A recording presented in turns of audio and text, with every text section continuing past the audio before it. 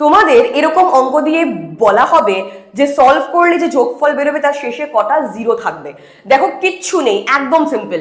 এরকম অঙ্ক যখনই পাবে 10 এর পাওয়ার যেটা সব থেকে ছোট সেটাই কিন্তু হবে তোমাদের উত্তর। Very simple. এবার তোমরা বলবে ম্যাম কি করে হলো, একটু ক্লিয়ার করি। আমি ছোট একটা সংখ্যা নিয়ে নিই, 10 কিউব প্লাস 10 স্কোয়ার।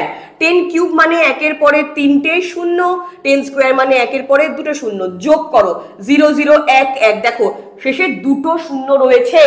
আর একটা যদি অ্যাড করি, যদি এখানে 10 টু দি পাওয়ার 4, তাহলে করো চারটে শূন্য 1, এক্ষেত্রেও দেখো 0 0 1 1 1।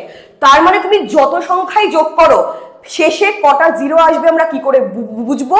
যে 10 এর পাওয়ার যেটা সব থেকে ছোট ততগুলোই কিন্তু জিরো আসবে। এবার 2 আর 3 তোমরা করে কিন্তু আমাকে উত্তরটা অবশ্যই বলবে।